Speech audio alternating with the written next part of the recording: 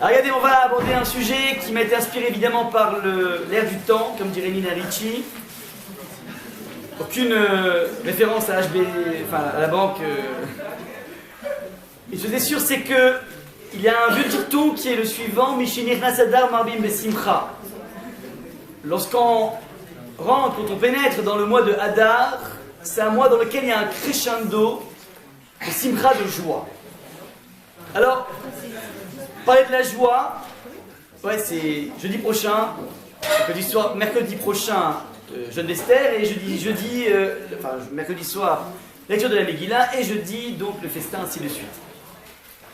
Je me suis dit que ce serait intéressant d'aborder la compréhension de la joie en commençant par ce qui n'est pas la joie, c'est-à-dire la déprime, le monde de la dépression, le monde de l'angoisse. Le monde qui est un monde qui n'est pas si étranger à nous, puisque en tant que Français, il semblerait qu'on soit les tops dans le palmarès des nations dépressives. Et je crois que les statistiques sont assez incroyables, puisque on serait 4 fois à 5 fois plus dépressif que les autres pays d'Europe. Ça, c'est donc au niveau des données statistiques. Il semblerait que les antidépresseurs type Prozac & Co sont les comprimés les plus usités en France, les plus consommés en France, avant l'aspirine, avant le paracétamol, bref. C'est-à-dire qu'apparemment, cette société moderne, occidentale, dans laquelle nous baignons, dans laquelle nous évoluons, est une société qui subit le mal du 20e et 21e siècle, qui s'appelle le principe de la dépression, mais de façon la plus accrue. Et ce qu'on va essayer donc de réfléchir, c'est quels sont les symptômes de la dépression à partir des œuvres que nous avons dans nos mains, évidemment, donc de la Torah. Et une fois qu'on aura,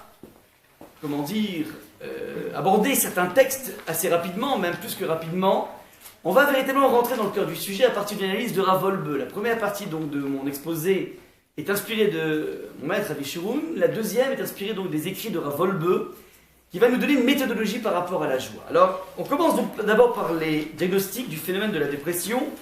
Appelez ça ce que vous en voulez, l'angoisse, la dépression, la déprime, les sueurs froides, appelez ça ce qu'on veut, mais en tout cas le phénomène par lequel un individu se sent profondément mal. Alors, je vous donne ici 3 sources thoraïques. La première, c'est un livre qui s'appelle le livre de Qohélet, l'Ecclésiaste en français, qui a été écrit par Shlomo Ameler. Lorsque vous lisez le texte de Qohélet, c'est assez intéressant parce qu'il nous fait une description du monde dans tout son aspect cyclique. Le soleil se lève, le soleil se couche. Une génération vient, une génération repart. Il y a un phénomène de cycle, avec des phénomènes naturels qui sont mis en place dans la nature, mais un phénomène qui nous donne une certaine forme de lassitude. Lorsqu'on lit le texte de Shlomo Ameler, de l'Ecclésiaste, on a l'impression qu'il s'agit d'une personne qui observe, certes, un monde qui est beau, bien organisé, mais qui est profondément lassant. C'est un petit peu la sensation d'un individu qui n'a pas de raison objective pour être déprimé, mais qui va tout simplement avoir un sentiment comme ça qui s'appelle « mais la vie, elle me fatigue ». Pas parce que j'ai telle et telle épreuve, pas parce que j'ai telle et telle difficulté, au contraire, tout va bien, ça roule pour moi, et pourtant, je sens que ce monde est trop cyclique. Ça tourne trop en rond, et ça tourne tellement en rond qu'on a l'impression qu'il n'y a rien de neuf sous le soleil. C'est un petit peu le sentiment qu'on ressort, que Salomon veut nous transmettre, nous distiller, ce sentiment d'être tout simplement blasé par la vie, et dans lequel un individu peut avoir toutes les raisons d'être heureux, tous les ingrédients du bonheur, et lui dire, mais je ne sais pas ce qui se passe, mais en ce moment, c'est pas ça. C'est pas ça. Alors, pourquoi c'est pas ça? Ben, va faire une analyse sanguine, va voir un médecin, va prendre des vidéos. Non, mais j'ai tout fait. J'ai vu tous les coachs du monde et je sais pas pourquoi c'est pas ça. Ça, c'est le premier symptôme qui nous est offert donc dans le livre de l'Ecclésiaste, et certains d'entre nous pourront se retrouver là-dedans à des phases de notre vie. C'est un des symptômes possibles au niveau de ce qu'on appelle cette fatigue de l'existence. Deuxième livre, elle est beaucoup plus dur, beaucoup plus lourd, beaucoup plus émouvant, qui est le livre de Job, Donc Job, c'est un livre d'ailleurs qu'on réserve dans les lectures chsebik, comme on dit en yiddish, de Tisha B'Av, dans lequel on voit un individu qui va être frappé de façon colossale par la vie. Il perd son épouse, il perd ses enfants, il perd sa fortune, qui est très riche, il perd sa santé, il perd tout. Et Job va, de façon assez originale, évidemment crier, il va évidemment pleurer devant cette avalanche de catastrophes qui viennent habiter sa vie. Mais ce qui est intéressant, c'est qu'il parle, il s'exprime, il ne reste pas dans des ténèbres. Il s'exprime et dans son expression, on y voit chez lui une profonde lucidité. Lucidité d'un individu qui n'attend qu'une chose, c'est mourir, tellement la vie est pénible. Mais d'aucune façon, Job va avoir une quelconque remise en question d'Akadosh Baruch Hu. L'originalité de Job, c'est qu'il ne s'en prend pas contre la providence, il est juste en train de dire cette vie, c'est un gâchis monumental. Le soleil se lève dans le monde et se couche pour rien, ça ne sert à rien tout ça. Ça aurait été tellement plus simple de ne pas exister, on en aurait été beaucoup plus heureux. On peut retrouver dans certains accents de Yov certaines phases d'un individu de dépression, et il va pousser très loin le bouchon puisqu'il va même maudire le jour où son père a une relation avec sa maman, duquel lui-même est né. Il dit, mais maudit soit ce jour, j'aurais pas dû exister, ça aurait été tellement plus simple pour moi. Deuxième, figure qui nous est présentée dans le texte de la Torah. Troisième figure, c'est une figure qui est très connue, un passage très très connu, qui sont associés non plus dans le canon biblique, mais dans le Chamisha Chumshet Torah, dans les 5 livres de la Torah elle-même. C'est la fameuse paracha de Kitavo. C'est une des dernières parachutes de la Torah, dans le livre de Devarim, le 5e livre. Et ce qui est assez frappant dans cette paracha, c'est qu'au niveau de la 6e montée, vous savez qu'on monte, on fait monter 7 personnes en général à la Torah, la 6e montée, ça commence par les versets que je vous ai marqués ici avec les codes bleus de couleur, et c'est une énumération de dizaines et de dizaines de malédictions. C'est tellement brutal comme malédiction. Alors ça commence, donc c'est le plus soft, je vous ai marqué le plus soft, parce que j'avais peur qu'en fait au moment où je lise les choses, la salle se vide, ça aurait été un petit peu gênant pour moi. Donc alors, je vous ai marqué donc juste le début, Tu seras maudit dans ta ville et maudit dans les champs, maudites seront ta corbeille et ta huche, donc ton chiffre d'affaires, ciao. Maudits seront le fruit de tes entrailles, le fruit de ton sol, donc tout ce que tu donnes, tout ce que tu sécrètes dans ta vie. Ouais, on parle des enfants ici, on parle le fruit de ton sol, la progéniture de tes taureaux et les portées de tes brebis. Ouais, tout est maudit. Et le texte va s'étendre donc juste au verset numéro 47, donc vous faites le compte, 16, 17, 18 jusqu'à 47. Il y a encore une vingtaine de versets, j'ai voulu vous épargner. J'ai mis un carré blanc, donc interdit au moins de 127 ans. Ouais, pour éviter les dégâts. Maintenant, c'est une énumération absolument colossale. On te parle de la peste bucolique, on te parle d'un ciel qui sera, rouge. Bref, c'est l'horreur. C'est tellement l'horreur que dans des communautés polonaises, personne ne voulait monter. Ouais, on appelle on a vu pour monter. On a même monté lorsqu'il y a des passages sympathiques, genre les 10 commandements, les trucs de brachot. On aime bien monter, ou bien lorsqu'il y a ton prénom, t'es content. Ah, je suis monté à Avram, c'est sympa, c'est fashion. Ouais. Mais là, c'est tellement compliqué de monter ici, parce que tu as l'impression que tu t'identifies à ce qui va se passer, qu'on payait à l'époque le shamash, le bedeau, pour celui qui prenne sur lui de monter. Donc lui, c'était pratique, c'est lui mettait un petit peu de beurre sur les épinards, ou bien tout simplement des épinards pour l'époque, ils n'avaient même pas de beurre. Donc il y a un petit peu de vinaigre et on payait, donc on payait les gens pour qu'ils montent à ce moment-là. Dans d'autres communautés, dans le monde sfarade, ils font monter le plus vieux. Donc la personne qui est la plus vieille lui dit, moi je peux, moi je suis assez cynique, moi je peux endosser sur moi le... Bon. Alors, là, c'est tellement grave. Alors, petite parenthèse, donc lorsqu'on voit une énumération de malédictions, on se dit, waouh, c'est quoi cet aspect moyenâgeux de la Torah? Il faut bien comprendre deux choses. La première, c'est que si on vient nous dire que des catastrophes vont arriver avec les catastrophes les plus dures, et si on voulait simplement parler de la mort physique d'un individu, on n'aurait pas eu besoin d'une trentaine de versets. Pour liquider un individu, il suffit de quelques versets, ça suffit, c'est-à-dire 2-3 versets, c'est bon, tu meurs, et puis c'est tout. Ça donne la puce à l'oreille au niveau des commentateurs pour dire qu'il y a forcément ici une dimension qui est autre que celle qui est physique.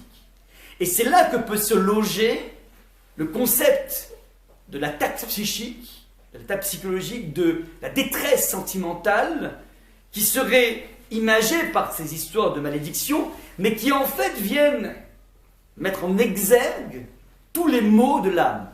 Les mots M-A-U-X de l'âme.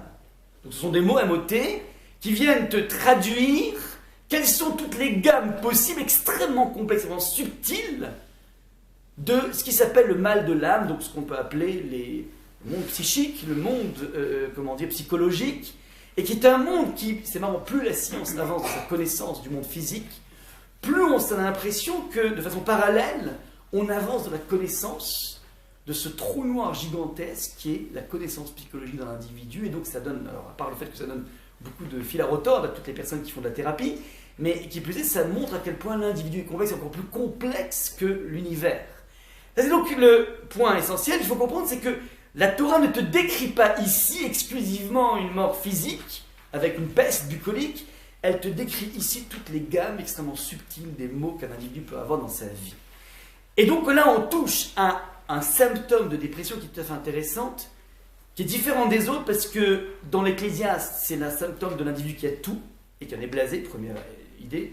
Deuxième, le livre de Job, un individu qui est conscient que ça ne va pas autour de lui, puisqu'il a tellement de catastrophes, mais qui a une lucidité incroyable et qui attend qu'une chose, c'est de mourir, mais qui va raisonner la mort et qui va non plus pas invectiver Hachem. Donc il a une certaine lucidité et maturité dans sa dépression. Là, ici, on est dans un autre registre d'individus, et c'est très intéressant, je vous amène la deuxième information par rapport à ces versets, information de Ravir, ce génie du texte de la Torah, qui veut dire que Arour, en hébreu, qu'on traduit en français par malédiction, est en fin de compte une traduction qui n'est pas tout à fait fidèle au niveau français, parce qu'on a toujours du mal, mais Arour, dans sa sémantique, vient, lorsque vous prenez les lettres de Arour, vous avez ici l'idée de Or, dit le Rav Hirsch, qui veut dire la lumière. Fondamentalement, la première malédiction d'un individu, c'est l'absence de lumière, c'est-à-dire l'incapacité d'avoir un regard lucide sur ce qui lui arrive. Et ceci peut se traduire dans la vie par des gammes extrêmement variées d'opacité, de cécité. Un individu qui n'arrive pas à comprendre ce qui se passe déjà dans le monde, on est tous un petit peu comme ça, on voit ce qui se passe, c'est un premier niveau, mais lorsque tu n'arrives pas à comprendre ce qui se passe dans ta propre petite vie, dans ton petit microcosme, dans tes relations humaines qui ne sont pas forcément au beau fixe, et tu n'arrives pas à comprendre pourquoi ça capote à chaque fois dans tel et tel type de relation avec ta famille, avec tes parents, tes frères, tes sœurs, toutes ces zones relativement nébuleuses de ton existence sont des zones de cécité, des zones d'ombre, et qui ont un certain relent de malédiction. Alors, pas une malédiction, pas au sens sorcier du terme, mais c'est finalement des moments durant lesquels tu te sens pas en phase avec ta propre vie. Tu te sens tout simplement déconnecté de ta propre vie, et là aussi tu dis je sais pas ce qui se passe, et tu n'arrives absolument pas à pointer du doigt d'où provient l'origine de ce décalage majeur entre toi et ta propre vie, et le fait que tu collectionnes presque une après l'autre des zones d'échec, des zones de friction, et qui ont, a priori en plus, tu as l'impression que finalement ces zones de friction sont toujours sont répétitives, et sont toujours sur le même domaine. On a l'impression que tu patauges, que tu n'avances pas dans ta vie, tu te heurtes en permanence avec le même type de problématique dans toutes tes relations humaines, et là ça commence à faire lourd dans tes relations même avec Dieu. Alors tu sens que les choses sont pas en beau fixe, tu fais des choses, mais tu n'as pas le cœur à. Bref, il y a des moments comme ça dans la vie d'un individu dans lesquels, alors on appelle ça, tu peux utiliser des mots savants, de dépression, de déprime, peu importe, mais ce sont des zones d'ombre, et c'est ça que vient ici, ce dont vient par ici le texte. Donc jusque-là, je n'ai fait que décrire des textes qui viennent mettre en exergue ce que nous pourrions appeler le concept de la déprime. Je rappelle au niveau sémantique, nous n'avons pas dans le canon biblique un mot qui parle de dépression. Il n'y a pas de mot, c'est important, vous savez que dans une langue, lorsqu'il existe un mot, ça veut dire que c'est quelque chose qui est, qui existe chez le peuple, qui existe chez l'individu, enfin dans la nation. Si vous avez par exemple dans la Torah une recrudescence assez... C'est une langue très pauvre, la Torah, c'est-à-dire la Shona Kodesh est une langue très très pauvre. Avec un mot, comme les Israéliens, tu t'arranges avec plein de choses, ouais. Eh bien, dans le vocabulaire biblique, j'ai toujours dit, vous avez une pléthore de termes sur le bonheur. Gila, Dina, Gila, Ditsa, Chedva. Ouais, vous savez, tous ces termes que l'on utilise pendant les Shea Brachot. Alors, Gila, c'est l'allégresse. Chedva, c'est une forme d'allégresse. J'ai énormément de mal à trouver les mots en français, tellement il y a une pléthore de termes qui parlent du bonheur dans la Torah. Et s'il y a une telle représentativité au niveau du vocabulaire du Lashon HaKodesh, ça veut dire que c'est une notion qui est extrêmement présente. Inversement, lorsqu'il n'existe pas de mot, c'est que la chose n'existe pas. Par exemple, le terme dans la Torah, safek, doute, ouais, safek c'est le doute, c'est un terme qui n'existe absolument pas dans tout le canon biblique. Ce qui veut dire que cette notion de doute n'existe pas, c'est un fantasme. Une chose dans la Torah est ou n'est pas, mais il n'y a pas de doute. Ouais, c'est incroyable. Et si nous vivons avec des doutes, c'est parce que finalement nous sommes tous un petit peu emportés dans un monde de fantasme total. Ça, c'est donc un petit peu donc, une démarche qui est très intéressante. Lorsque vous voyez un champ lexical qui est tellement représenté dans la Torah, ça veut dire que c'est quelque chose qui est très réel. Et c'est incroyable, le peuple juif qui a tellement été, massacré, il ose présenter des multiples mots pour parler du bonheur. Ça veut dire qu'on est fondamentalement un peuple qui est heureux. On va expliquer pourquoi. Comment est-ce possible être le peuple le plus massacré du monde, et ça n'arrête pas. Regardez aujourd'hui à quel point on est menacé. Et comment est-ce possible que le peuple juif tienne encore et ne soit pas plongé dans une cure de déprime totale? C'est une vraie question qu'il faut se poser au niveau sociologique. Comment se fait-il que le peuple juif a réussi à jaillir et à rejaillir de façon permanente dans l'histoire, alors qu'on a tellement été oppressé, on a toutes les raisons, et me raconter que c'est l'humour juif, c'est pas suffisant, c'est une rigolade, c'est pas possible. Ouais. On me racontait qu'en fait c'est une sorte d'optimisme aveugle, il y a tellement de millénaires de persécutions, qui fait qu'au bout d'un moment l'optimisme, il a trop été démenti. Ouais. Et même si Golda Meir disait que le pessimisme est un luxe que le juif ne peut pas se permettre, c'est vrai que le pessimisme, on ne doit pas être pessimiste. Mais de là à dire qu'on puisse être optimiste, c'est quelque chose, c'est un pas qu'elle-même n'a pas franchi. Bref, je veux dire par là qu'il y a une réflexion essentielle à attraper ici. Il y a, dans ce canon biblique, il n'y a pas de terme pour parler de la dépression. Il existe un terme peut-être qui pourrait s'approcher, qui s'appelle le yiouch, mais le yiouch n'est pas, c'est une sorte d'abandon, mais c'est un abandon qui est aussi économique. J'ai perdu un billet de 500 dans le métro, bon, je fais yiouch. Ouais, c'est pas une déprime, c'est se résoudre à une réalité. Ouais. Donc, jusque-là, pour l'instant, on a juste montré des textes au niveau théorique. Point essentiel par rapport à la paracha de Kitavo. La paracha de Kitavo ne se contente pas d'énumérer toutes ces zones d'ombre, entre guillemets, de malédiction, mais en fait, ce sont des zones d'ombre. Elle nous donne une raison à cela. Et c'est un des points les plus essentiels de ce soir. La raison, je l'ai marquée ici dans le verset numéro 47, donc c'est à l'issue de cette trentaine de versets qui va évoquer toutes les zones d'ombre possibles d'un individu, on débouche sur une raison. La Torah ne te dit pas simplement ce qui va t'arriver, mais pourquoi c'est arrivé. Regardez un petit peu la raison qui a l'air, ce qu'on appelle en anglais un anti-climax. Le climax, c'est ce qu'on appelle le paroxysme. Lorsque tu as un crescendo de choses, alors tu arrives à the end ensuite qui s'appelle wow, c'est le sommet. Ben là, d'un coup, on a une chute vertigineuse. Pourquoi tous les maux de l'âme de l'individu, pour une raison. Parce que tu n'as pas servi ton créateur Bessimcha avec joie. Donc je répète, tous les maux d'un individu proviennent non pas d'un non-service. Le texte ne dit pas parce que tu n'as pas respecté Shabbat, tu arrives tous les 14 du monde, c'est pas ça qui est marqué. Tu ne dis pas que parce que tu n'as pas mangé caché à Torah tous les... Non, tu ne parles pas de ça. Tu dis parce que tu as servi Hachem et pas dans la joie. Avatar, c'est un service. Tu as servi Hachem, mais pas dans la joie. Oui, mais c'est quoi le service? T'as fait Shabbat, mais pas dans la joie. Avec la Rama, pardon? Donc t'as fait Shabbat. T'as fait Shabbat, ouais. C'est implicite. C'est ça que je dis que la raison n'est pas parce que t'as pas fait Shabbat. La raison est parce que t'as fait Shabbat sans joie. C'est ça qui est marqué ici dans le texte. On t'a pas dit, il t'arrive toutes les catastrophes du monde parce que tu fais pas la Torah. On dit parce que tu l'as fait, mais pas avec joie. C'est ça qui est marqué ici dans le texte. Le texte de la Torah, c'est pas du Midrash. Ouais. Maintenant, le gros problème de ce verset est le suivant. On ne peut pas punir un individu dans la Torah sans qu'on le prévienne. Il y a ce qu'on appelle la notion de tarif. Ouais. Parce que tu regardes les Shabbat, il y a tel et tel tarif. Tu regardes c'est la cache-route, tu manges du porc, il y a tel et tel tarif. C'est marqué texte sur la Torah. Celui qui fait ça, celui qui mange du Chametz à Pessah, bah, il sera retranché, ainsi de suite. Il y a une pléthore de versets qui vont te parler du principe tarifaire. Ça veut dire, on ne peut punir un individu qu'une fois qu'on l'a avisé.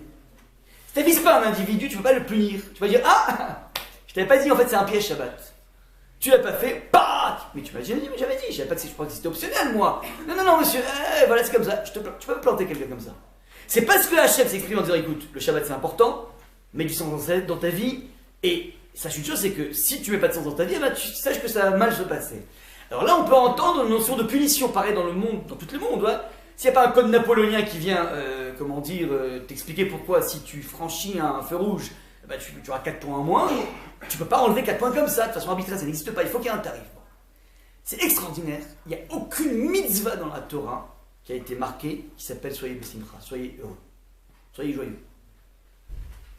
On vient de dire la chose suivante, il n'y a pas de mitzvah d'être heureux, mais si tu n'es pas heureux, bah, tu sais pas ce qui va t'attendre.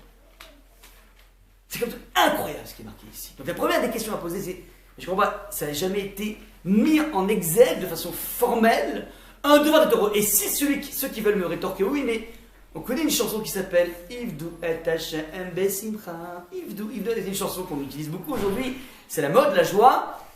Alors, sachez que Ivdu et Hashem besimcha n'est pas un verset de la Torah. Ouais.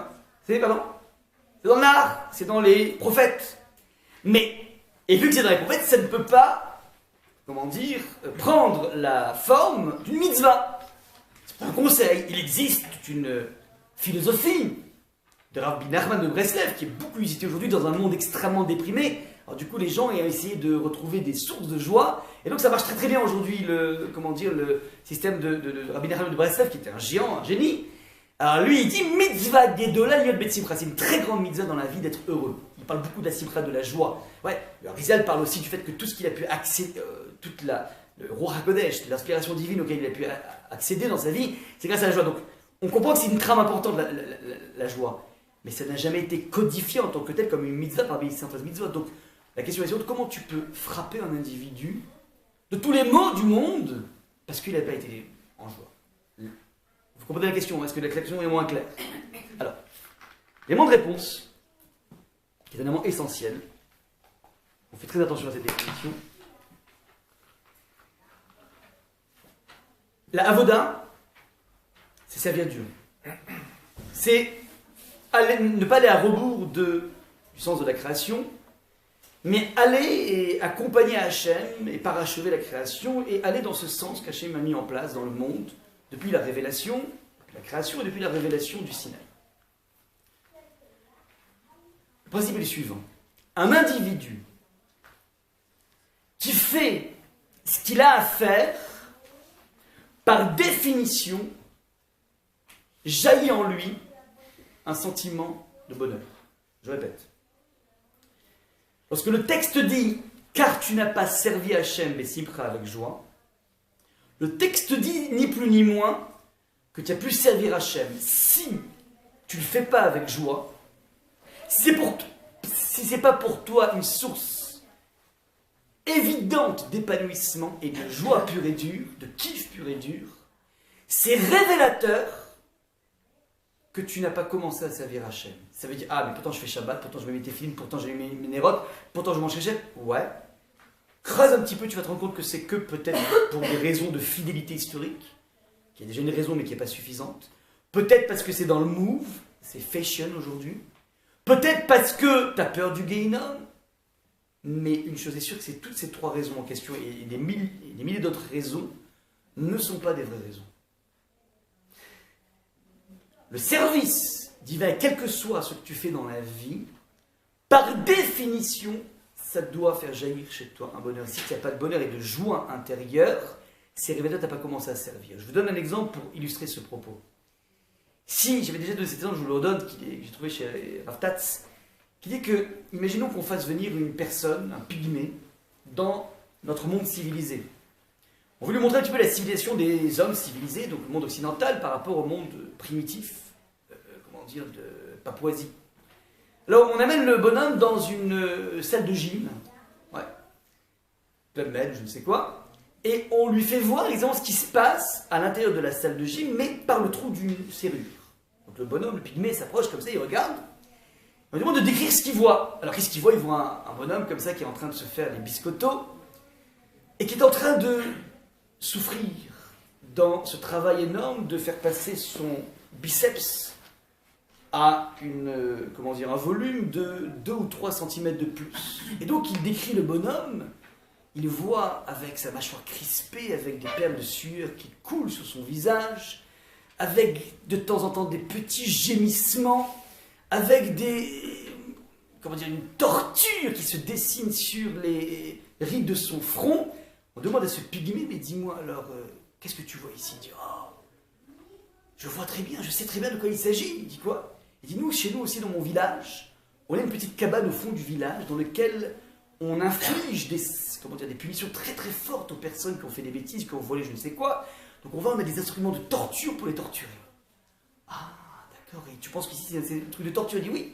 Il dit, bah sache une chose, c'est que le bonhomme est venu de lui-même ici. Oh, pas possible. Mais il souffre, il est venu de lui-même et en plus il paye très cher.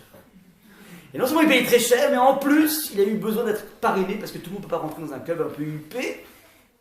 Je ne peux pas comprendre.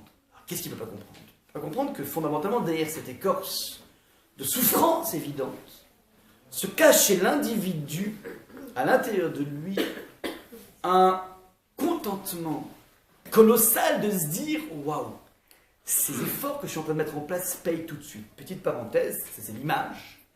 Petite parenthèse, lorsqu'un individu s'inscrit dans un chemin, dans un but, et plus, je précise, je rajoute cet élément, plus le but est louable, plus c'est dans le chemin lui-même que jaillissent les sources de bonheur multiples qui vont s'additionner jour après jour.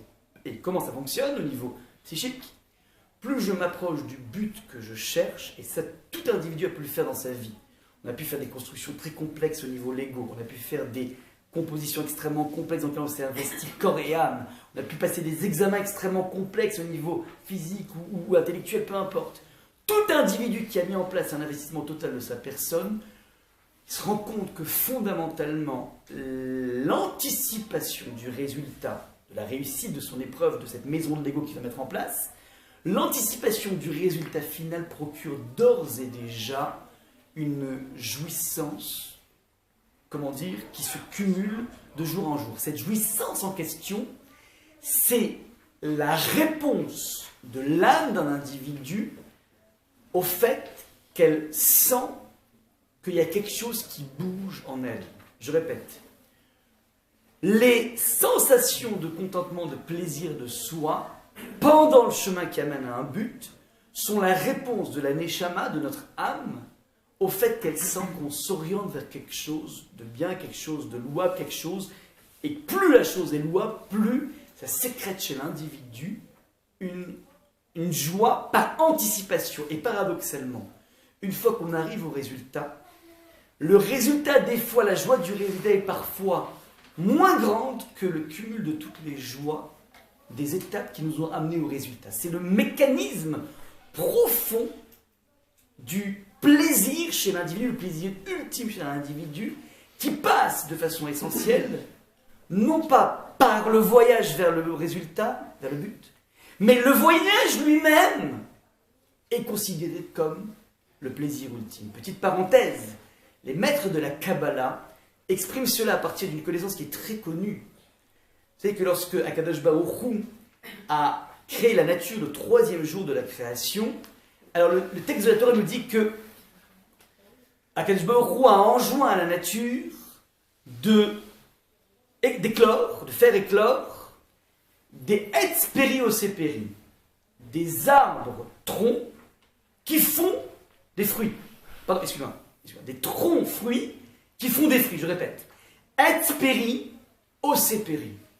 Etz en hébreu c'est l'arbre, et le jardin d'Éden est rempli d'arbres, mais Etz en hébreu indique toujours l'essence des choses. Et vous savez que l'os, c'est Etzem. Ouais. Etzem, c'est l'essence des choses, mais Etzem de façon essentielle.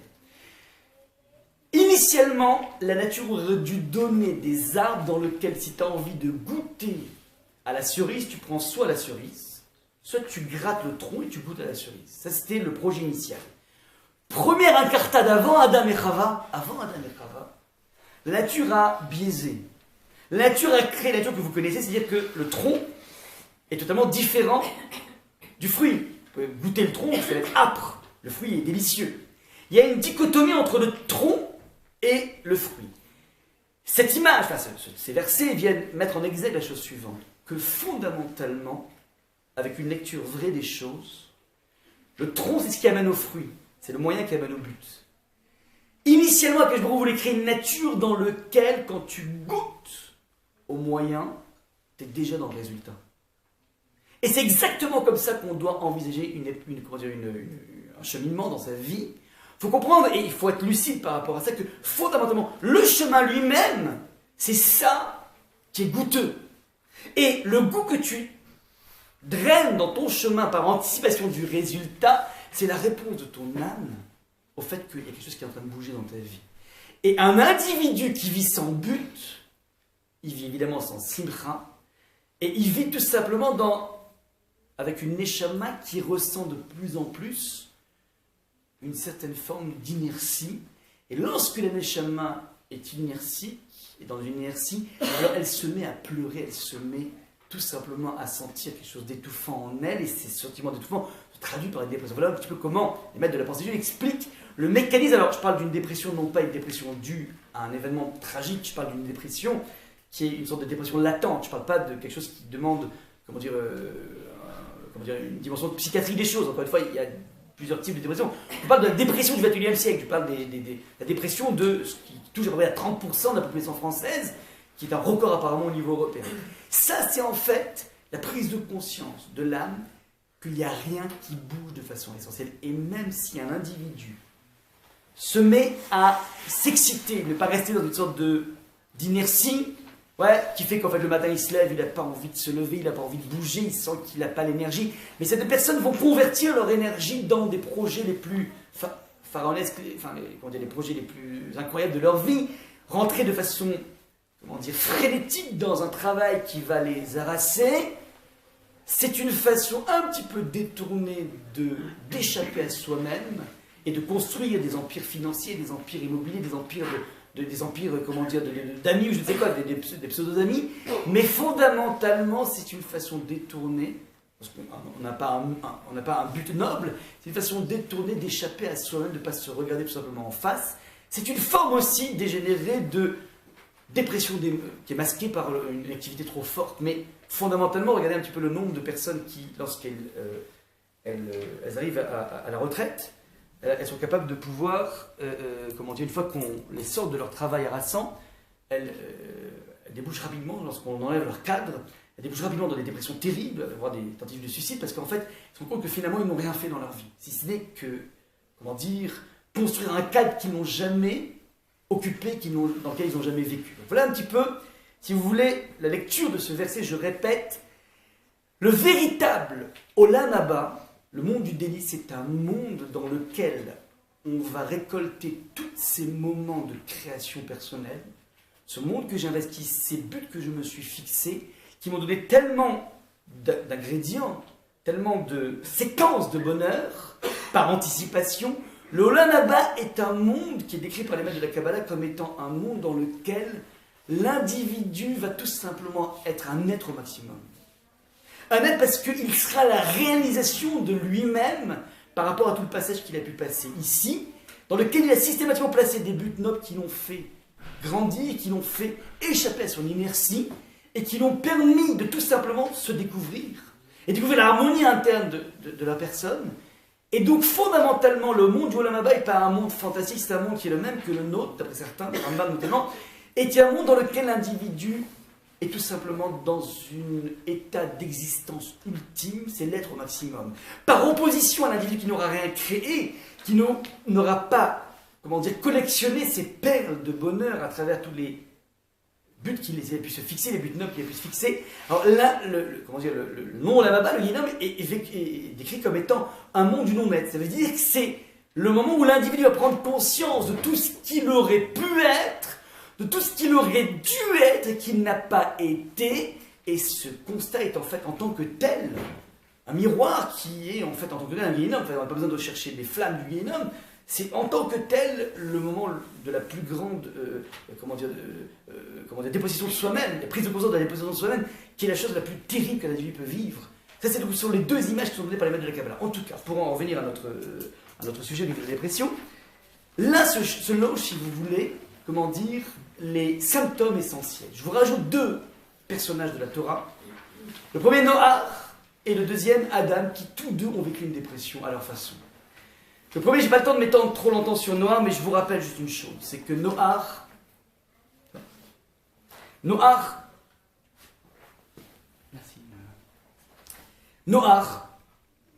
a assisté à l'effacement du monde.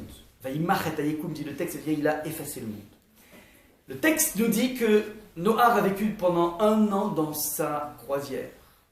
Croisière, c'est un très très grand mot. C'était un monde infernal pour Noach. Le Midrash raconte que Noach est sorti boiteux, tout simplement parce qu'un jour, il a retardé le repas du lion. Le lion s'est vénère, il a donné un coup de patte, il lui a fracassé la hanche. C'est-à-dire que le bonhomme, pendant 1 an, il a passé son temps à nourrir un zoo plus grand que 150 zoos de Vincennes. Vous aurez des petits, mais 150 zoos de Sabi-Sabi, en Afrique du Sud. Et à l'issue de ça, Noach, il n'en peut plus. Les eaux commencent à baisser, il envoie plusieurs messagers, un corbeau, ensuite une colombe une deuxième fois qui revient avec un rameau d'olivier, et une dernière fois, la colombe ne revient pas, il comprend que la colombe a tout simplement trouvé un pied à terre, elle ne reviendra pas, donc la terre est tout simplement... On peut occuper la terre. Jusque-là c'est bon, pas au niveau de l'histoire de Noach. Le texte nous dit que Noach ouvre la fenêtre de l'arche. Qu'est-ce qu'on s'attend? Qu'est-ce qu'il va faire Noach a priori? Sortir. Le texte nous dit une chose intéressante. Akadosh Baruch Hu parle à Noach à ce moment-là, il dit Tseminateva, sors de l'arche. Ata ve'ishtecha uvanecha unshevanecha itach. Sors de l'arche, toi, ta femme, tes fils, et les femmes de tes fils avec toi. Question essentielle à poser. Pourquoi Noach a besoin d'attendre l'ordre d'Hachem pour sortir? On a a priori tous les ingrédients pour sortir. La terre est habitable. Il n'en peut plus de cette année concentrationnaire. Il devrait tout simplement jaillir. Pourquoi, a priori, Noach a besoin d'attendre l'ordre d'Hachem? C'est une question, pardon. Dites-nous. C'est une question qui est tellement complexe que le Midrash n'est jamais une mythologie du texte. Le Midrash est toujours là pour nous dévoiler quelque chose auquel on n'aurait jamais pensé. Le Midrash va illustrer cette sortie de Noach, cet ordre d'Hachem, de la façon suivante. Je vous ai donc le verset qui est amené par le Midrash pour illustrer cette sortie de Noach. Le texte nous dit la chose suivante. Otia mimazger nafshi, donc c'est un texte dans les Teilim qui dit Otia fait sortir mimazger nafshi de la prison de mon âme, Leodot et Shemecha, de façon à Leodot, remercier ton nom. Et le texte continue en bleu. Biyaktirul Redikim Kitigmul Alay. Les justes feront cercle autour de moi si tu daignes me combler de tes bienfaits. Alors, je répète. Le texte nous dit que Noach a attendu un ordre pour sortir. Le Midrash complexe, rend un peu plus complexe notre question, pourquoi tu as besoin d'attendre un ordre, en rajoutant une dimension insoupçonnée. C'est que c'est pas qu'il a attendu un ordre, c'est que c'était presque une supplication de Noach qui dit à Hachem, Hachem, je t'en prie, donne-moi l'ordre de sortir. Vous voyez ce que dit le Midrash ou pas? Et comment il traduit le Midrash? Il y a un verset dans Télim qui exprime un peu le même état d'âme. Prison de mon âme. C'est quoi la prison de mon âme? C'est l'individu qui sont totalement emprisonnés dans tous les maux qui se trouvent à l'intérieur de lui. Donc, je répète, Noach a tous les ingrédients pour sortir. Il rêve que d'une chose, c'est sortir, d'avoir sa permission, d'avoir sa sortie de prison. Et il a besoin de supplier Hachem de lui donner l'ordre de sortir. Pourquoi? Tout simplement parce que Noach n'a pas l'énergie de sortir. Et pourquoi Noach n'a pas l'énergie de sortir? Pas parce qu'il est fatigué, parce qu'il n'en peut plus. Parce que tout simplement, Noach est en face de deux questions existentielles majeures. La première, il peut y répondre. La deuxième, il a trop de mal à y répondre. Et s'il n'a pas l'appui d'Hachem, il ne pourra pas y répondre. Pour vous illustrer ça, j'avais entendu de mon rave il y a une vingtaine d'années, cette illustration par rapport à ce midrash. C'est que la Hollande a été frappée par la guerre, par la Shoah, avec la même intensité que la Pologne en termes de pourcentage. Je m'explique. En Pologne, il y avait 3 millions de juifs, et la Shoah a raflé 90%. Il ne reste plus que 300 000 juifs polonais après la Shoah. Il y avait 300 000 juifs en Hollande, il ne reste qu'après la guerre que 30 000 juifs. La même proportion de 90%. À la seule différence, à part le nombre, c'est que les juifs hollandais sont tous revenus en Hollande sur les lieux du crime.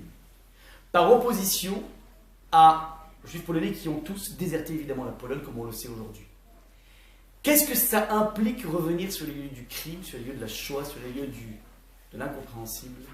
Ça implique deux questions. La question que tout le monde se pose évidemment, pourquoi la Shoah? Pourquoi le mal dans le monde? Pourquoi une telle 6 millions de juifs qui sont partis? C'est une question philosophique, une question spirituelle, une question théologique qui mérite un examen, qui n'aura pas forcément une réponse, mais en tout cas la question se pose et elle est légitime d'être posée et par tout un chacun qui veut réfléchir par rapport à ça. Il y a une deuxième question, qui est une question qui est beaucoup plus dure à avaler parce que c'est une question existentielle, beaucoup plus que théologique. La question est la suivante, c'est que l'individu qui revient sur les lieux du crime, il voit ses mésouzotes arrachées, ses synagogues qui ont été pillées, ses lieux de culte qui ont été brûlés, et il se rappelle que son oncle était un grand sadique, que sa tante était une grande sadéquette, juste, des gens bien, et que lui, il n'est pas spécialement un grand sadique ni une grande sadéquette, mais lui, il est parti, l'oncle, et le survivant, il est encore là, il ne comprend pas pourquoi les justes ont péri, et les, entre guillemets, moins justes, pas forcément des bandits, n'ont pas péri. Cette question est une question qui est tellement douloureuse, qui s'appelle « Pourquoi lui et pas moi ?» Pas dans le sens de la jalousie, mais dans le sens de l'injustice dans le monde. C'est une question qui est tellement périlleuse que le Parlement hollandais a voté une loi de remboursement des frais de psychanalyse par la sécurité sociale hollandaise des petits-enfants des survivants. C'est-à-dire, regardez comment c'est incroyable. Le survivant a survécu, mais il n'a rien dit. Il s'est réfugié dans un mutisme comme beaucoup de survivants. L'enfant du survivant a greffé des angoisses sur les non-dits de son papa et de sa maman. Et les petits-enfants récupèrent les pots cassés d'un mutisme, d'angoisse greffée sur des non-dits. Et donc il reste un résultat assez complexe des petits-enfants de la Shoah, qui est quelque chose de complètement incroyable. Il faut avoir de la famille ashkénaze pour comprendre ça. Moi j'en ai, mon épouse. Et c'est quelque chose qui est tout simplement incompréhensible à quel point le monde ashkénaze a été frappé de façon colossale. Donc je dis, le Parlement d'Hollande a voté donc, le remboursement des frais de psychanalyse des petits-enfants. Il y a un petit peu à quel point ils ont pris conscience de comment c'est un drame. Ça veut dire, Noir, il a une angoisse existentielle qui est tout à fait intéressante, qui s'appelle « Je m'approprie le mal de tout le monde ». C'est ça qui se passe chez Noir. Noir, il dit, voilà, je m'en suis sorti, on est 8 à s'en sortir sur tout le monde a été englouti par Hachem. Alors, il y a pourquoi? Alors, pourquoi on sait? Parce qu'Hachem le dit, vous avez corrompu, l'humanité s'est corrompue, Hachem n'est pas intéressé par créer un berceau d'humanité qui est corrompu. Ça, on comprend. Donc, la première question est efface. La deuxième question, finalement, cet indice, c'est un peu l'occasion qui fait le larron, je m'en suis sorti à bon compte. Pourquoi moi et pas les autres? Et cette question est tellement énorme que Noir, dans son calvaire concentrationnel, ne peut pas sortir. Il a besoin d'un coup de pouce d'Hachem, d'une béquille. Et Hachem lui dit, sors. Et Noir interprète, explique le Midrash dans ce dévoilement de la chose sous-jacente. Je dis, alors ça c'est quelque chose de grandiose. Et là maintenant les tzadikim vont m'entourer et vont dire, waouh comme il est grand Hachem. Il est tellement grand Hachem, pas simplement qu'il te donne à vivre, il te donne la possibilité de revivre, de survivre, pas que survivre, mais de pouvoir continuer à vivre de façon normale malgré ce traumatisme essentiel. Ça c'est la déprime de Noah qui trouve dans son appropriation du mal du monde, qui est quelque chose on ne lui a pas demandé de faire ça, mais il le fait, il trouve un appui par Hachem. Deuxième personnage qui va avoir une déprime, c'est Adam. À votre avis, Adam va avoir une déprime à quel moment? Pardon? Galit, tu pas entendu? Après la faute. Tout le monde pense ça, en fait c'est faux. Après la faute, c'est génial, je vous ai demandé les versets, il ne déprime pas. Le texte nous dit, une fois qu'il faute, le texte nous dit, faute avec sa femme, les deux fautes, mais personne ne déprime. Hachem dit, Arura Adama, vous avez le texte, moi je l'ai pas. Ouais. Arura Adama, tu le passes dessous, parce que j'ai pas le même. Moi j'ai un plus. Ah, mais il y en a deux en plus. Ah, c'est bon. Il y va au marché noir après. C'est bon, c'est une bonne chose. Je repars mal si tu veux, pas de soucis. Donc, le texte nous dit, voilà, où la dame a marre, et à l'homme elle lui dit, parce que tu as cédé à la voix de ton épouse et que tu as mangé de l'arbre dont je t'avais conjoint de ne pas manger, maudite est la terre à cause de toi, c'est avec effort que tu en tireras ta nourriture tant que tu verras. Ça veut dire, en deux mots, pas toi qui es maudit, c'est la terre qui est maudite. Ça veut dire, dans ton accès à la Parnassa, au gagne-pain, ça va grincer. Avant, tu avais une Porsche comme moteur, maintenant tu as une 2 chevaux, vieille 2 chevaux, rafistolée avec des pièces qui viennent un peu partout. Ouais, le moteur va grincer, ce sera pas top comme il faut, mais ça veut dire que il n'y a rien qui est atteint au niveau de la personne. Il aura un labeur plus grand, pas plus que ça. Et mieux que ça, c'est un lieu de labeur qui va lui donner une raison de vivre. Et donc c'est presque une bracha ce qui se passe au niveau de lui. Cette malédiction de la terre, ça s'avérait être une lumière pour Adam. Par contre, Adam va effectivement déprimer au moment où Caïn tue Abel, son fils. Ça veut dire, à partir du moment où j'ai ma propre progéniture qui n'a plus de sens, qui s'est auto-détruite, alors là, je sens qu'en fait, j'ai plus d'éternité, j'ai plus d'essence. C'est à ce moment-là, en fait, que disent le texte, il s'est séparé de son épouse pendant 130 ans. Bon, à l'époque, il vivait longtemps, c'était pas comme aujourd'hui.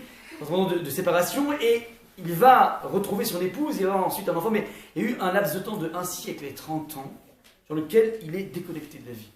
Ouais, c'est cette déprime de noir dont peu de gens parlent, mais en tout cas, c'est important de savoir. C'est-à-dire, ça fait partie des événements de la vie d'un individu qui prend conscience que finalement, il n'y a rien qui se... Enfin, il n'y a pas de projet, il n'y a pas d'éternité.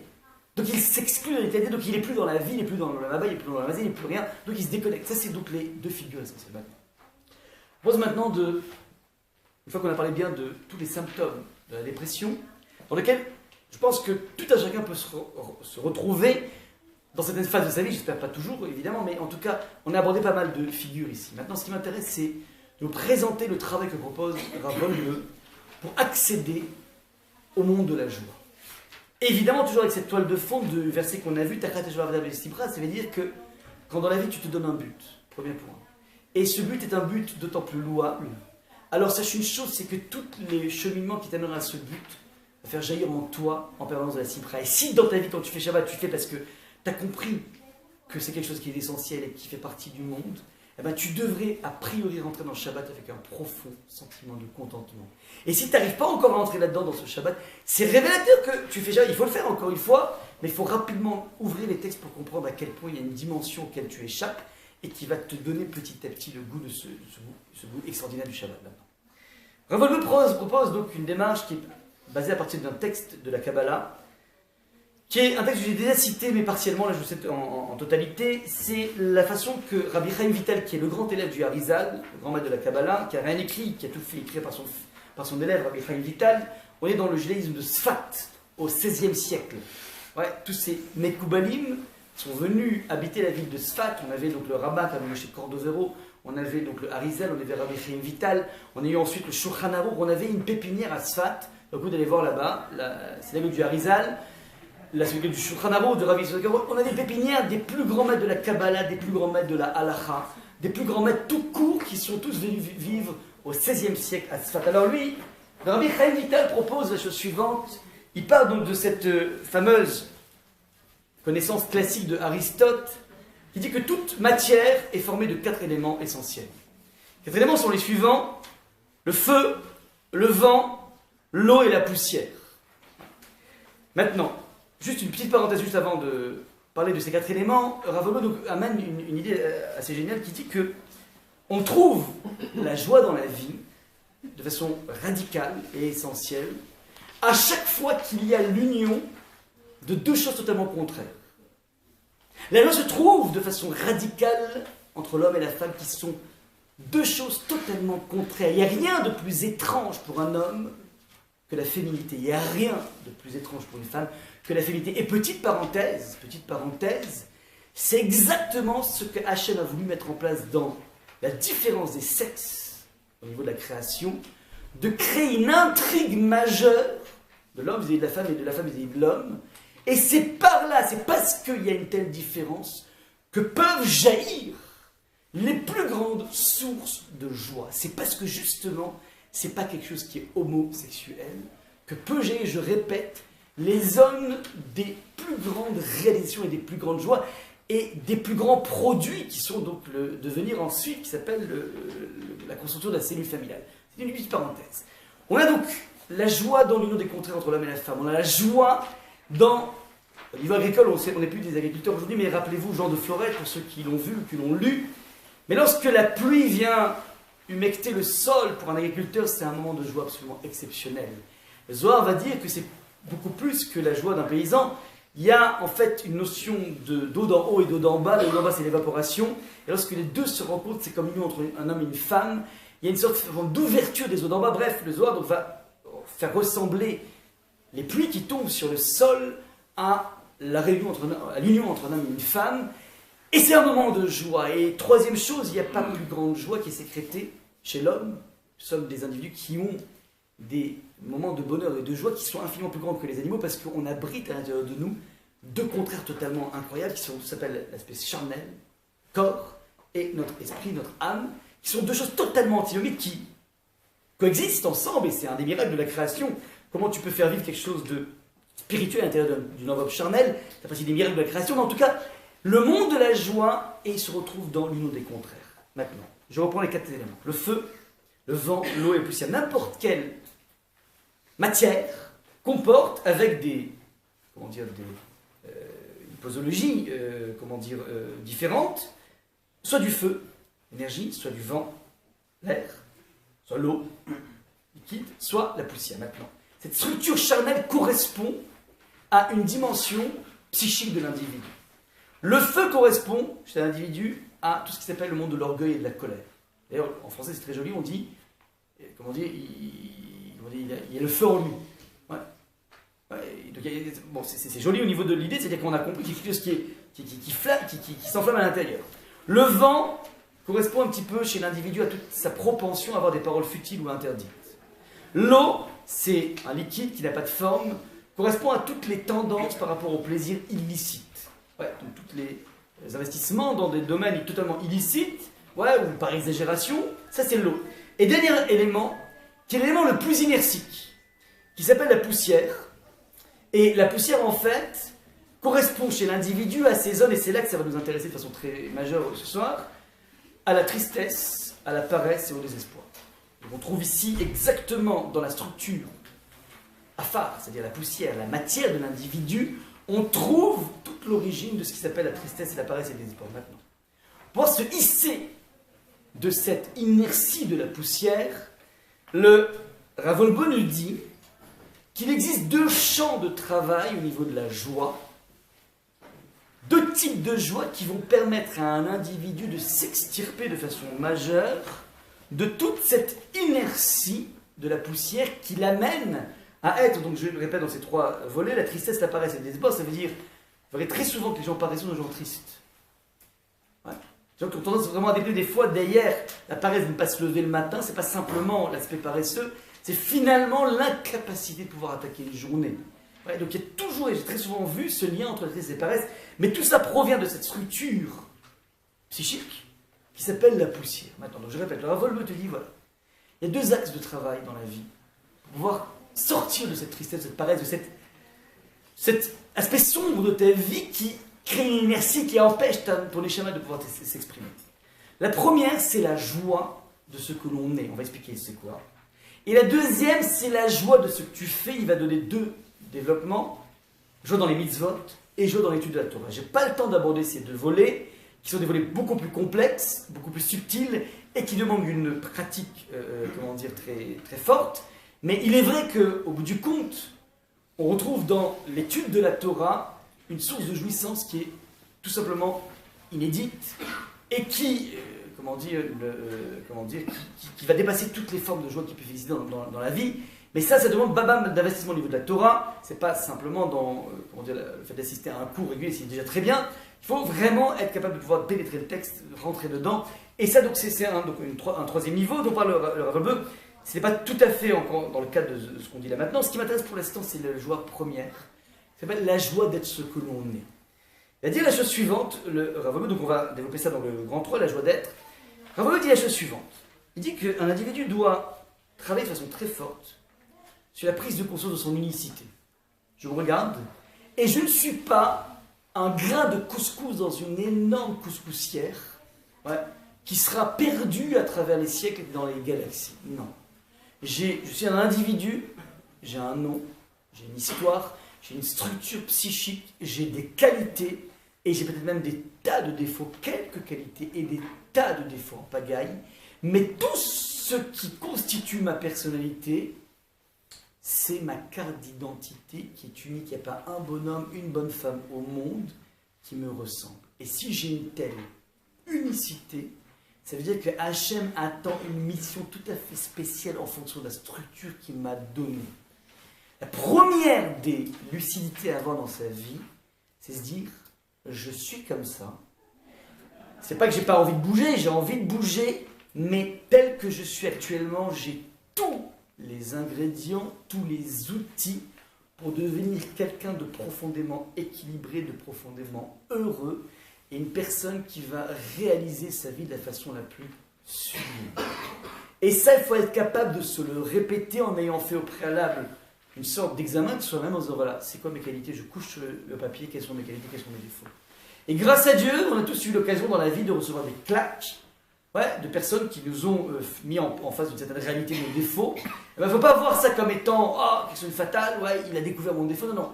C'est extraordinaire dans la vie d'avoir eu des parents, des frères, des sœurs, des amis, des professeurs qui nous ont pointé du doigt avec une grande lucidité quelles étaient nos zones de développement. On ne peut pas forcément se connaître de façon parfaite, mais on peut avoir des tendances. Vous prenez une échelle.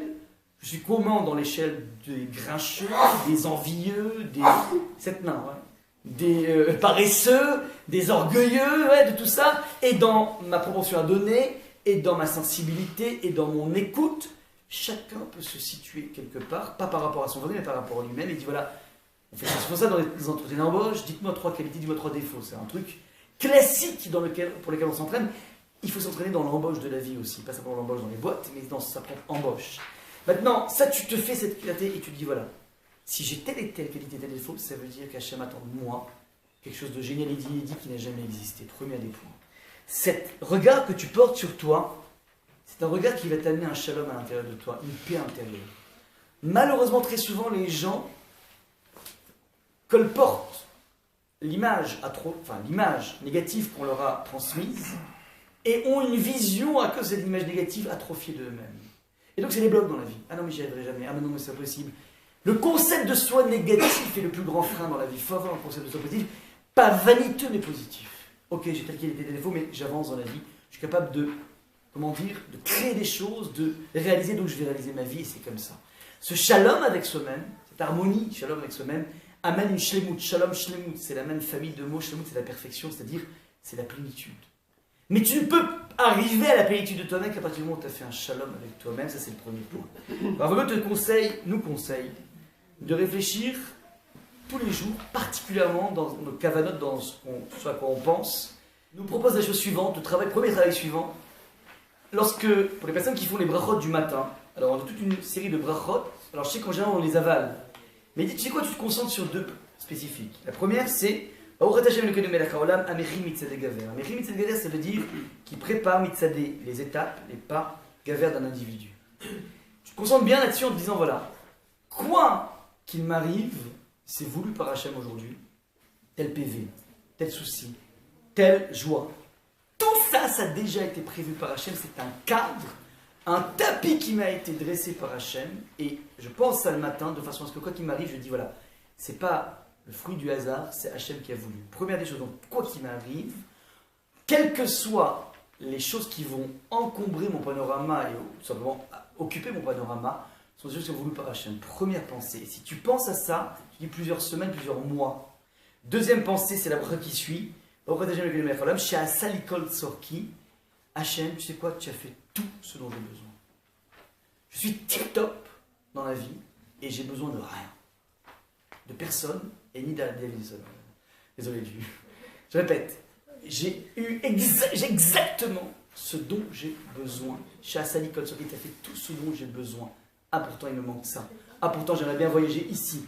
Ah pourtant... Ben non. Je me concentre là-dessus en disant, voilà, je sais Hachem et j'ai confiance en toi, minimum de confiance, que j'ai exactement ce qu'il faut dans la vie, malgré tout ce que je crois avoir en moi par rapport à l'autre. C'était le premier point maintenant. Cette conception qui est proposée par un Volbe va trouver, comment dire, un lieu, comment dire, une image, un lieu absolument exceptionnel dans le double travail que propose Rav Volbe. C'est un travail qui est absolument génial, qui prend sa source auprès des deux grandes nations qui vont occuper le monde. Il y a deux grands frères qui s'appellent Yaakov et Esav qui vont déterminer deux types de nations. La nation juive et la nation occidentale. Je ne parle pas de l'islam, c'est autre chose, c'est Ishmaël. Et le texte est tout à fait intéressant au moment où Yaakov, le texte qui est marqué en rose ici, au moment où Yaakov appréhende cette rencontre avec son frère qui avait promis de le tuer, Yaakov décide de l'amadouer en lui envoyant plein de cadeaux. Le texte nous dit que Esav a refusé les cadeaux qu'il a reçus de son frère en lui disant, Esav dit, j'en ai amplement mon frère, garde ce que tu as. Yeshli Rav, j'en ai plein.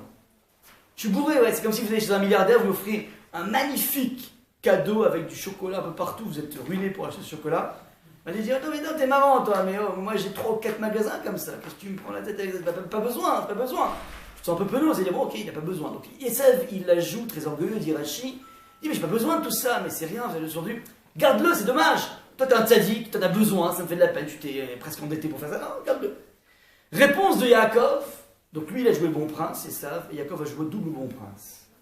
Il dit, et reçois donc le présent que de ma part on t'a offert, puisque Dieu m'a favorisé et, dit-il, Yeshli Kol, je possède tout. Donc il y a une sorte de réponse du berger à la bergère, si on pourrait parler comme ça. Esav dit Yeshli Rav, j'ai beaucoup, et Yaakov dit Yeshli Kol, j'ai tout. D'abord, Yeshli Kol, j'ai tout, ça c'est une stratégie de Yaakov, mais a priori c'est impossible d'avoir tout dans la vie. Personne n'a tout. Personne ne peut dire qu'il a tout.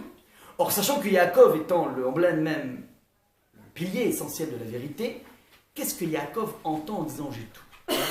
C'est obligé de dépasser le texte, la littéralité du texte, pour essayer de comprendre qu'est-ce que vient signifier ici. Voilà, la Gemara dans Baba Batra, page 10, je crois, ou 16, je ne sais plus.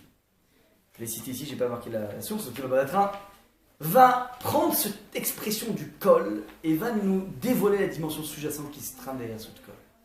La Gemara nous dit deux choses par rapport à ce kol. Regardez un peu ce qui est marqué dans la Gemara. La Gemara dit Hachem a fait goûter le monde futur dans ce monde-ci à 3 personnages. Il y a 3 personnages que vous savez, si on veut aller acheter un parfum à Sephora par exemple, alors soit vous repartez avec la bouteille, le parfum, soit vous faites un petit peu la grosse barre et vous repartez avec l'échantillon. Alors, la grande bouteille dans le lavabo, pour le lavabo, c'est pas possible. Mais Hachem a mis en place un système dans lequel tu peux déjà rapter l'échantillon. Eh ben, le texte nous dit qu'il y a 3 personnages qui ont réussi à goûter dans ce monde-ci, le lavabo, le monde futur. Qui sont ces personnages? C'est Abraham, Yitzhak et Yaakov, les patriarches, pas par protexia, pas parce que c'est du piston, mais en fait pour eux, le texte nous dit que va Hachem berach et Abraham bakol, Hachem a donné tout à Abraham bakol, kol. Et on dit sur Yitzhak qu'il a eu de tout, Mikol. Et sur Yaakov, on dit Kol, qu'on vient de voir ici. Donc, Bakol, Mikol, Kol, qu'on retrouve dans le Bechet Amazon. Bakol, dans tout, Mikol, de tout, et tout, Yaakov. Ça, c'est ce que dit le texte. Et donc, ce qu'on dit ici, qu'ils ont goûté d'ores et déjà leur rabat dans le Lamazé. Maintenant, deuxième chose. 3 personnages, nous dit le Talmud dans la suite, n'étaient pas sous l'emprise des pulsions des sourcils, ce qu'on appelle le Yetzer Hara. Donc 3 personnages ont échappé à tout le monde des pulsions destructrices. Ce sont Abraham, Yitzhak et Yaakov. Pourquoi? Parce qu'en fait, pour eux, il est marqué dans tout, de tout et de tout. Et tout. Alors, il faut comprendre ce que dit le Midrash. Enfin, la Gemara. Je répète. Étant donné que Yaakov, il dit j'ai tout, il faut comprendre ici 2 choses. La première, c'est que Yaakov a une faculté de se contenter de ce qu'il a.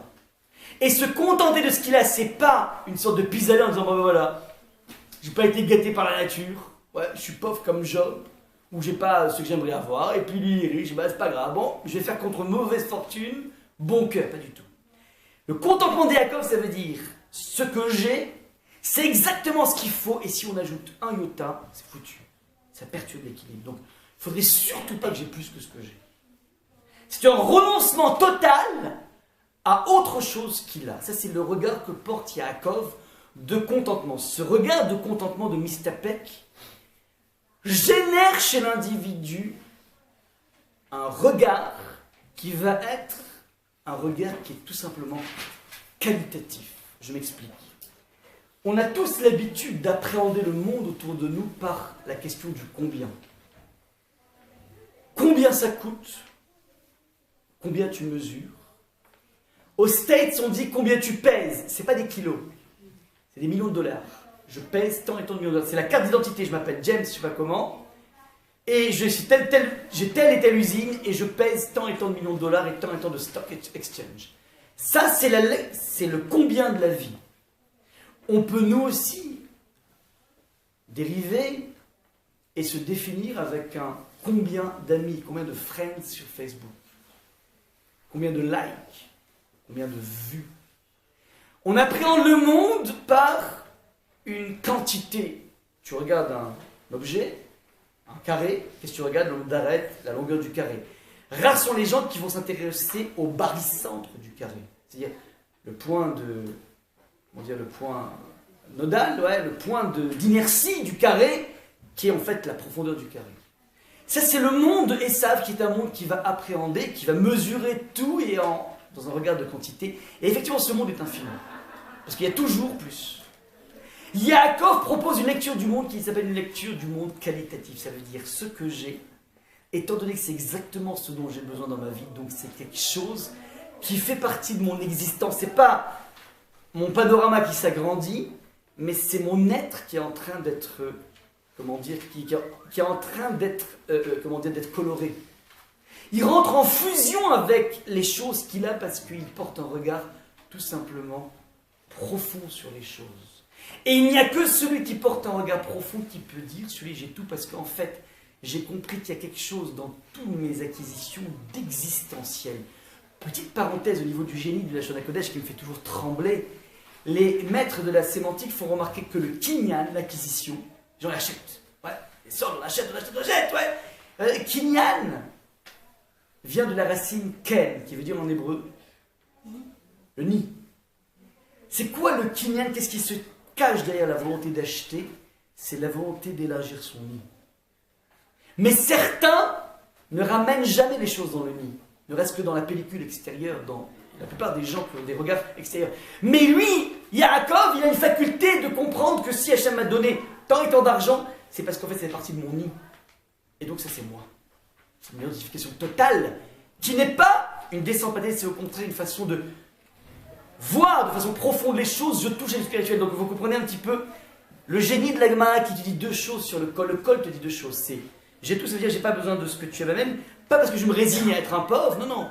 C'est parce que ce que j'ai est amplement suffisant. Et donc, ce regard de dire ce que j'ai, c'est exactement ce qu'il faut, me protège de toute forme d'appétit extérieur, de toute forme de fantasme et de toute forme de jalousie. Premier point. Deuxième point, puisque j'ai ce que j'ai et je ne cherche pas à plus, donc je vais essayer d'investir et de comprendre et d'être beaucoup plus intense dans ce que j'ai là maintenant.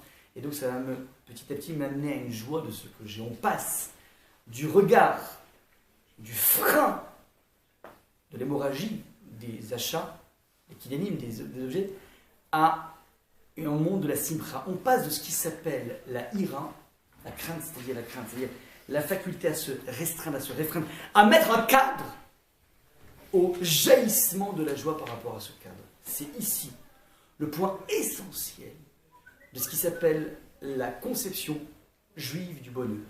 La conception juive du bonheur, disait mon maître, c'est exprimé on le lit dans l'époque de Rosh Hashanah, c'est Gilou Bera'ada. Gilou veut dire l'allégresse. Bera'ada veut dire dans le tremblement. Ça veut dire quoi cette expression complètement antinomique? Gilou, c'est l'allégresse. C'est le bonheur ultime. Bera'ada dans le tremblement. Rada, c'est le tremblement, c'est le film d'horreur. Mais comment tu peux allier deux notions qui s'appellent le summum de l'amour et le summum de la crainte? Réponse: toute chose dans la vie a besoin d'un fond et d'une forme. Toute chose. La forme dans le judaïsme, c'est le cadre de tous les interdits. Et le fond, c'est la joie ultime. Mais dans la vie, lorsque tu n'as pas de cadre, et c'est là qu'on retrouve le problème typiquement français, plus qu'européen, lorsque dans la vie, ton cadre devient la recherche éperdue hédoniste de plaisir, alors à partir du là, tu rentres dans une inflation dans laquelle tu passes ta vie dans la périphérie des choses. Et donc tu seras sans arrêt à l'affût de ce qui est de plus en plus fashion et de la montre la plus en vogue et de la, comment dire, du voyage le plus loin en termes de kilomètres, parce que fondamentalement tu n'as pas compris que le monde doit être,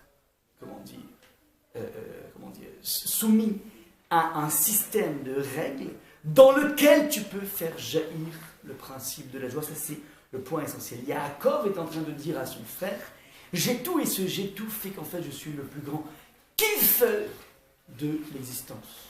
Je suis infiniment kiffeur que toi parce que fondamentalement, dans cette faculté à me restreindre, c'est pas un ascétisme, c'est une faculté d'investir de façon beaucoup plus profonde ce que j'ai. Et comme j'investis de façon beaucoup plus profonde, alors par définition, je touche à une joie beaucoup plus essentielle. Je vous ai amené ici en dernier, en fin de verset, un verset extrêmement complexe, enfin extrêmement bizarre, qui est un verset qui se trouve dans les proverbes de Shlomo Amelech, qui dit que Ashrei Adam mefachet tamid, heureux l'homme qui est toujours en train d'avoir peur.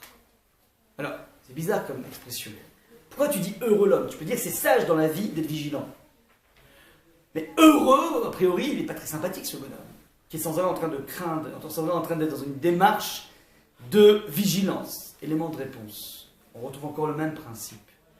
L'individu qui est capable de comprendre que la vie est sérieuse.